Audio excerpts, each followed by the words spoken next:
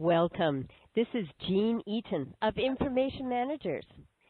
I'm delighted to have you here with us today, and thank you for joining us for our first interview in the Practice Management Nuggets series. So we are going to get started with our interview right away. It is my honor and pleasure to be with you today at Practice Management Nuggets. This is a weekly interview series with practice managers, healthcare providers, or trusted vendors who support healthcare practices. Our topics help primary care practice managers, healthcare providers, and owners to implement, maintain, or improve their business and practice administration so that healthcare providers can focus on providing quality healthcare services. I am your host, Jean Eaton, the Practice Management Mentor with Information Managers. This week, our guest is Paula MacLean of Silver Creek Press. For the past 20 years, Paula MacLean has been a leading human resource consultant and executive coach. She is a best-selling author of 6 books on topics related to supervision, leadership, human resource management, and working with nonprofit board of directors. Her most recent book is Following the Leader, Executive Succession for Your Nonprofit, and was released just a few months ago in October 2013. Paula says that creating a skilled and engaged workforce is easier than you think. When managers master a handful of powerful strategies, they set the stage for sustaining a happy and loyal team who put clients' and patients' needs first. So at this time, I'd like to introduce Paula and say, Paula, thank you for joining us today. It's a pleasure to be with you, Jean, and thank you for inviting me. This is going to be a great 30 minutes, and we're going to get through lots of great content in a very short period of time. So I'd like to make sure that everybody can hear us and see the slides, so I'd have you take the opportunity to check in with us on your chat and let us know that everything is working for you on that end. And we're looking forward to getting through to your questions as best as we can. And if you have questions for Paula that we're not able to get through today, leave us a question in the chat box with your email address, and we will try and get back to you just as quickly as we can. We will save our online questions until the end of the presentation today, and we will get through the content by 12:30. And if we're still on the line, we can continue to answer some questions after that point, and you may be able to hear that in the replay. So, Paula, you and I first met when I was a student in Rehabilitation Services Program, and you were my boss during the practicum placement.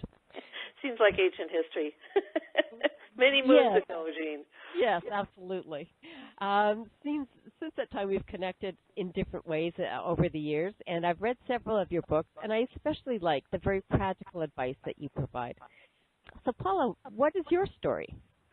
I came to this whole world of trying to help managers from being a manager. And so the things that I think we can talk about today are really focused on the practice of good strategy inside organizations that employs people, and that where we want to engage employees in that in those organizations. One of the things that's absolutely critical is that every strategy we talk about today has to be tailored to fit the unique environments of the people who are online today, and of anybody that listens to the chat afterwards.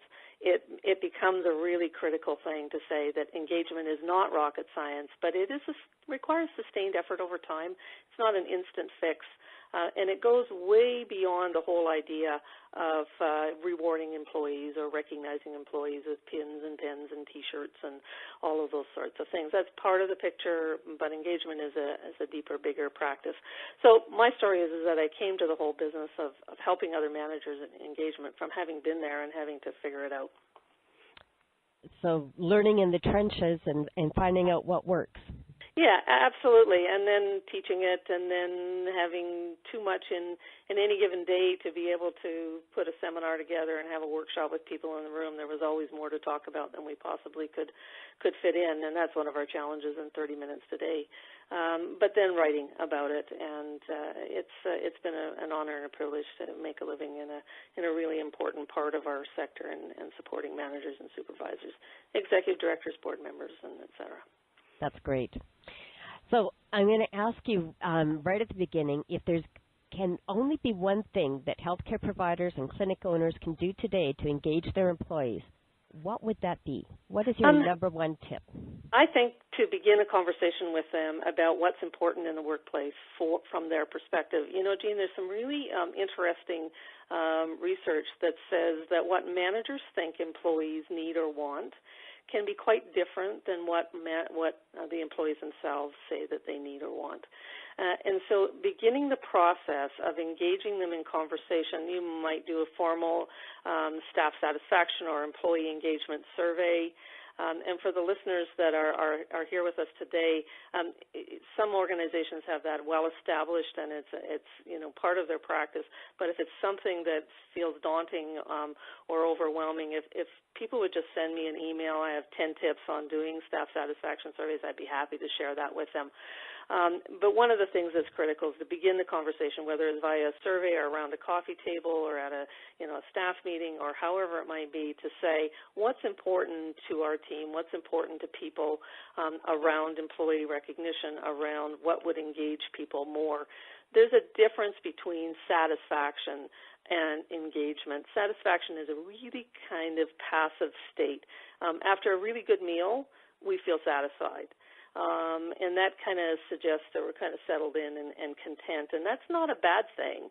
But engaged people want to be participants in that meal, planning the meal, going out and grocery shopping, choosing the wine, deciding what's on the menu, setting the table, lighting the candles. That's what engagement is about. So it's quite different to have an engaged workforce compared to a satisfied kind of group of people. So we want to begin the conversation with employees and see what they tell us about what would help them be more engaged inside their workplaces. That's a great analogy to be able to be comparing having a meal and the difference between what is being satisfied and what is being engaged. Right. And, the whole concept, staff satisfaction, employee morale, they're all connected. And to some degree, they are old terms versus new terms. Engagement is kind of the term of this particular decade that we're in. However, there is a substantial difference. We want people who are not just passive, sitting back and saying, well, I have an okay job, and my pay's pretty good, and my boss treats me reasonably well. That's a satisfied employee. But the next generation of employees, plus the people who are in workplaces now, they come to work for a reason. They come to work to do good work. And engaging and energizing and having them committed to that, committed to practice improvements, to doing things better, to being more efficient, to communicating better. All of those things are part of what engagement really is. Great. Okay. So we're going to get into some more details about that, but before we go further, I want to talk to the people that are participating on the call and to let you know that on the Paula has provided some wonderful gifts for you on the website or the Instant Teleseminar platform. You will see some links to go to Paula's website and a link to be able to download an e-book. So the first couple of chapters of her book about employee engagement. And you can do that right off the links off of the website. If you have any technical difficulties, you can email Paula directly. So I want to get back to our conversation with Paula because that's why we're all here. So Paula, we talked about the difference between being satisfied and being engaged. So what do you think a healthcare business needs to do this? What are the benefits and the costs to engaging employees? Let me answer the back question behind that is what happens if we don't. The benefit is that we clearly retain employees and we have a group of people who are going to connect with patients, with clients, to the work that they do, that are loyal to the employer, that say what they mean, that do business up front rather than behind the scenes, that we have a minimal amount of gossiping and backstabbing and all of that negative stuff that happens. So those are the benefits. The reverse of that is what happens inside organizations where we don't have employee engagement. That's the real cost. The cost is not in creating an employee engagement program. And I've seen employee engagement programs that are almost, other than time of people to make things happen, that are almost cost-free. This is not about sending people on, $5,000 trips, although that would be really nice to go to Hawaii as part of your employee recognition engagement kind of thing. We're really talking about softer kinds of things inside an organization. The cost of not doing those things is a dissatisfied workforce who often is ripe with gossip and stuff happening inside the organization that's unhealthy, miscommunication, turf protection, people, deciding who the good guys are and the bad guys are, office politics. And the outcome of that is the very best employees often leave.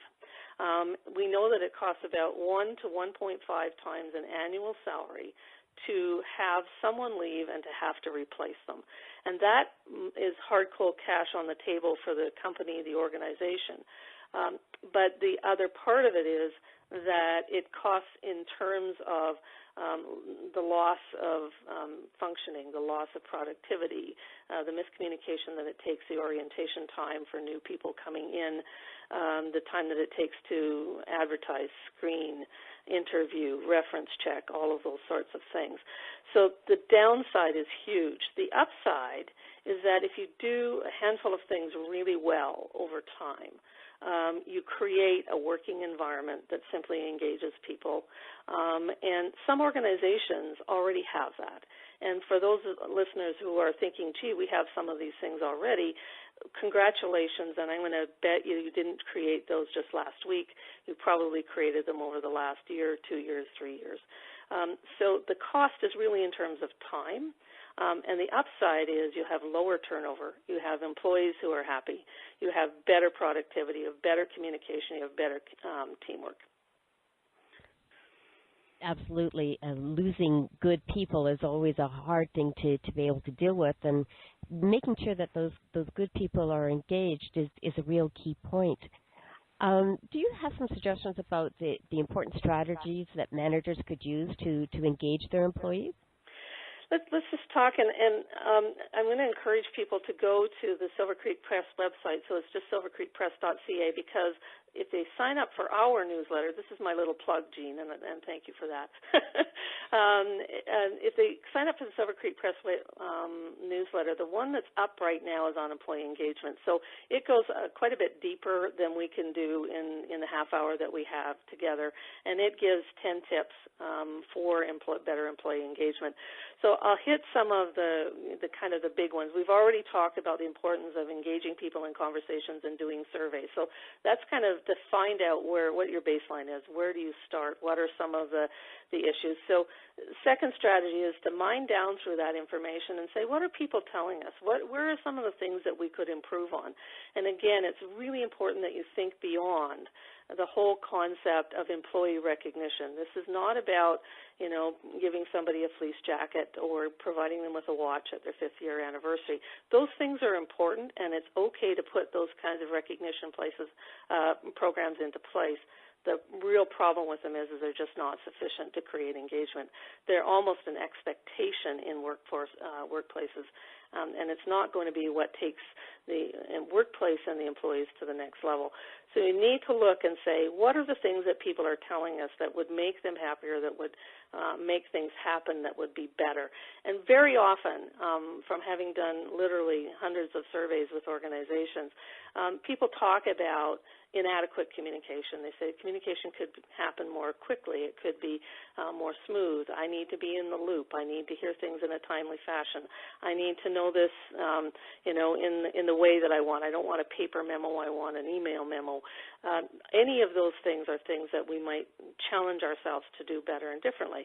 When communication flows and things are good, employees recognize that their employer is valuing them, because it takes time and energy and sometimes a little bit of money to make communication work well. So second strategy is to make sure we're mind down through the information that people are telling us and figure out what our priorities are that need to be things that we would change. Another thing that many employees say is that you can give me a nice company branded sweatshirt, or you can give me a Christmas turkey, and that's a nice reward, but I would rather have a pat on the back after I've worked an extra 4 hours on that Thursday afternoon when we were short-staffed and we ran flat out. And so the encouragement and positive feedback that's genuine, sincere, timely, personalized is absolutely critical to engagement. Kind words are never thrown away. So a really critical strategy, and again, many employees say this when we talk to them, when we survey them, is that I would give up all of the stuff for someone coming down a hallway and saying, "Thanks for being here today. You did an awesome job. I don't know what we'd do without you." That seems so simple, but the human touch, the connection that we have with human beings is what creates engagement. It's what creates good families, it's what creates good communities, and it's what creates good workplaces. The whole area of organizations, another strategy, organizations need to tackle the barriers that exist inside that stop people from feeling satisfied and engaged. So this is kind of the negative version of a positive strategy, and that is we have to solve the problems that are stopping people from feeling good about being there for 8 or 10 hours every day or 12 hours every day. And so we want to increase their commitment, and we do that by saying to them, we know that these things don't work well in our organization, so we're going to fix them. And involving people in that fixing, generating ideas and asking them for what they can do that is better, what we can do collectively that is better, is really an important part of this process. And I'll remind everybody, and I think this isn't understood, but when you begin the conversation with employees about what needs to improve, you are making a commitment to make those things better. If you don't make those things better, you can wipe away all of your other engagement strategies and reward and recognition strategies. It's a real problem, because when we start to say to people, how can we make this better for you, if we don't act on their advice and ideas and suggestions, anything else that we might do is going to likely get invalidated by them to say, well, that's fine. They gave us all turkeys at Christmas time, but they didn't fix this problem that we have with our computer, or they didn't fix the fact that our office is cold. And sometimes it's as simple as those kinds of things. So removing barriers, solving problems, and engaging people in that process is absolutely critical. Another strategy, Jean, that is so important is that people need constructive critical feedback. They have to hear from the people that supervise them. How are they doing? The positive feedback we talked about, they also need corrective guidance. You could have done this more quickly. You could have done it more efficiently. And very often people in nonprofit worlds, companies, clinics, healthcare, they are not trained to give that constructive critical feedback. Sometimes they do it but do it badly. Sometimes they are connected to the employees at a personal level. They don't want to hurt their feelings, so they avoid doing it at all. And as a result, we end up with people that are not doing their jobs as well as they might do, and it frustrates patients, clients, their coworkers, et cetera. So it is really, really important that we teach and train anyone who's in a leadership role inside our workplaces who has to give feedback how to do that well and how to do it properly. And last strategy that I would touch on is to make sure that you have group-based interest in being creative about better practices, not just about solving problems that I talked about a second ago, but on how can we take our organization to the next level. The magic of organizational improvement does not come from just the person who owns the business, runs the show. It comes from the entire group of people on the line who have ideas and suggestions and advice to offer. And when people feel valued for their ideas and their ideas are taken seriously and that some of those ideas actually come to be, that allows employees to feel, hey, I belong, I'm valued, my ideas have some traction here, and I am in a good place with respect to wanting to stay. So those are kind of in a nutshell some of the really key strategies that will create engagement. And if you think about those strategies collectively, it's not a quick fix. But most of those strategies don't cost a lot. So prepared for a journey, but also understand that what you're putting is some time and energy and creativity on the line rather than a whole bunch of money. Wow, that was a lot of good stuff altogether there. Those are some great strategies to be able to create engagement, and I understand and I get that these don't take a lot of money, but it does take time, and it does take some skills. So if many of our practices start with people who are starting at an entry level and grow into the organization and take on more roles and responsibilities, what would you suggest that people do to help themselves get better at learning how to ask these questions? Because if you've never done that before, that's a really big step.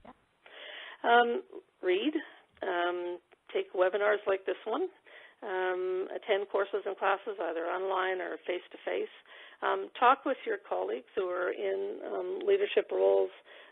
Begin to build a network of people around you who you can go to ask questions of. Create mentorship either within the organization. Some bigger organizations you'll find mentors internally. But look for people who are a step ahead of you in their own learning and growing, and who are willing to spend some time with you coaching and guiding you through process that that meets your needs. Mentoring is about the person who needs the assistance rather than about the mentor and how the mentor feels about stuff. So my suggestion is that this is a learning curve. Most of us, Jean, and I mean, the work that you do now compared to the work that you did when we worked in the same organization together is very different. How did you come to that? Well, you came to it by some hard work, an open mind, some learning, some of it's self-taught, some of it's figured out. And the same thing is true of all of us.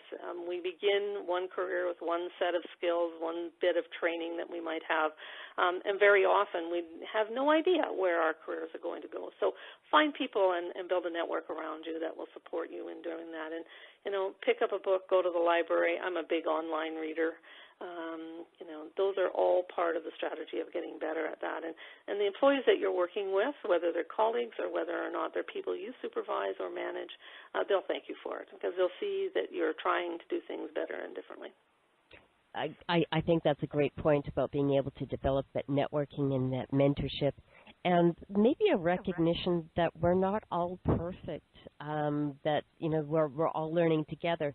And if you can create that culture to say, this is where we want to go as a group, and we have the general direction on our roadmap, but we need to learn together how to get there. That might be one of those things that we could use to engage our employees and develop our skills. Absolutely. And, employees understand the manager has to manage. The owner owns the practice. The executive director runs the show. They get that. They're just simply saying, I have a brain, and if you ask me, I have ideas. And I think most employers are also very reasonable people. They don't say every idea has to come to be. If we're asking people to help solve problems or help make things better inside an organization and we engage them in that conversation, we're creating a sense of camaraderie and teamwork and interaction that sustains well beyond the conversation that you have at a staff meeting or around the lunch table. So the connection that we're generating and the get to know each other inside an organization is critical. It is absolutely essential, however, that people not be invalidated for the ideas that they have, because that will go down the reverse path. It's like, hopping on a plane, getting halfway out to the taxiway, and then the pilot saying, no, we're not happy with something, and turning around and bringing them back. Passengers are not happy on a plane, and your employees will not be happy in an organization if you embark on a journey that says, here are the things we're going to try and do better and differently. We're interested in your opinion. You get halfway down there, and then you decide, no, we don't really like their ideas and they're not really helpful to us. So we need to have a conversation with people that say, we won't do everything that you suggest, but we really want to hear some of the better ways that you think we can improve. And that creates engagement far more than employee recognition programs. And I'm not trashing recognition programs, but they are simply part of the picture. They are not the only thing. And if you said Christmas company dinner is a recognition program, we give out some awards and we tell people that have been there for 5 years or 10 years that we really appreciate their contribution, that has become an expectation. If a company doesn't do that, employees will be raising their eyebrows.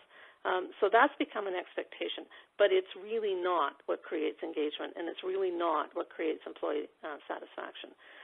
Solving problems, being creative, engaging people in conversation that improves practices, that's what creates engagement. Great. One of the questions that has come in, Paula, is the communication part is important, but it also becomes a challenge when your employees are in remote locations, or perhaps they're working in a mobile office, or don't get together physically in a regular way. Any suggestions about how we can Sure, it's a great question. It's been one that's been asked in human services, not just in healthcare, but in human services for years and years. That we've often had what I call itinerant staff, and they're often about, and we rarely see them because they do their job in the field. First of all, we have better and more potential to use good technology all of the time now than we have ever had in history. So we need to ramp up our use of that. We should never have a staff meeting with an itinerant staff or a remotely located staff not coming in by video conference. And, we don't have to pay for that ourselves always. We can do it through partnered organizations, companies that have it in their office, and we can borrow their meeting room or boardroom for a little while. So there are lots of ways to be creative around using technology. FaceTime on smartphones is absolutely awesome. Rather than just making a phone call, having a face-to-face conversation, Skype, all of those kinds of things are absolutely important and available to us. They might require a little bit of coordination. I've seen organizations have private Facebook pages so that only employees can log in and only employees have access to each other's communication. So that creates opportunities to ask questions in a fairly private kind of environment. You can have private blog posts. In the olden days, we had an agency in southern Alberta that created a telephone call-in line that gave updates via an automated outgoing message. So here were the things that the employees might need to know. I also like to create, even though people might be remotely located or itinerant and they're moving targets, create networks of people that are connected to each other. We could call this now a virtual team. So that we have 5 people who have similar jobs but in different locations. That group of people should stay connected to each other as part of a network and a support system. And a few times a year, it is critical that the company or organization budget for face-to-face contact. It might be a little bit challenging to do that. It might cost some money, but my suggestion is that it is absolutely worth it. There is an expectation that once every 3 months or 4 months that remotely located staff have physical face-to-face in-person contact with each other.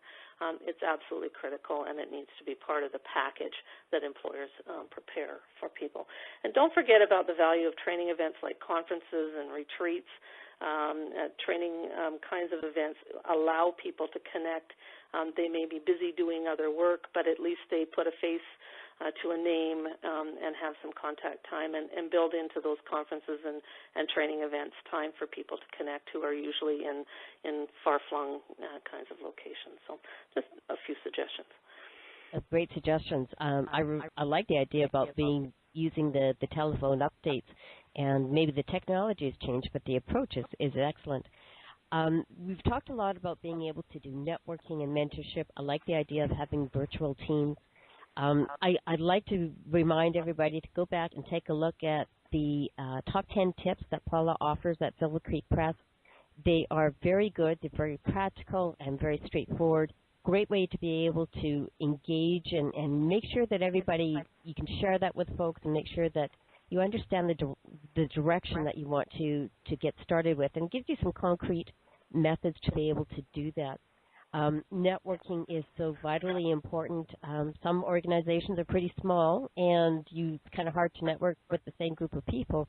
But you can remember that you can expand your network for different skills. So you can have a network of people who do management, and perhaps they're not in healthcare. There are networks of other like-minded or like-skilled type of people that you can use to make your own network, and to be able to plug into the networks that you currently have with PCNs, with vendor communities, lots of different opportunities. But you need to get started and ask the leading questions so that you can get involved in those networks. One of the key things, and we use the email for routine communication all the time, but one of the things that I truly love to use email for is to send a note to somebody who I might have had just passing conversation with online and say, can you help me with this? Right? And I had occasion to do that with a publisher in the United States in California who's built a brand new website, and we're looking at website options. And I just sent him a note, and I said, you're obviously technologically ahead of me.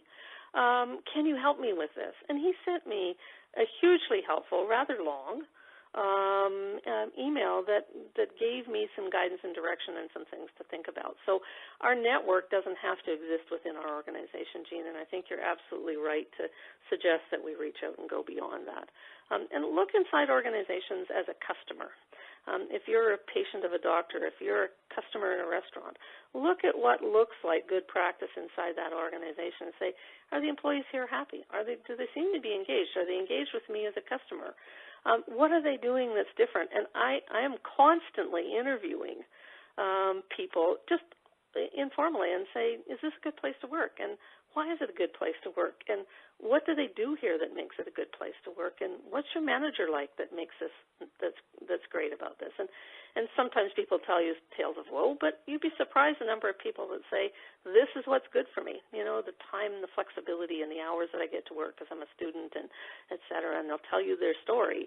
And you think, what makes this organization positive that engages this employee is very different than what might engage other employees as well.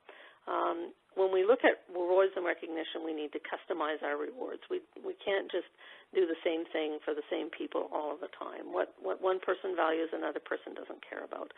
So when we're designing rewards and recognition programs, we need to have a catalog, a list, some options that people can choose from.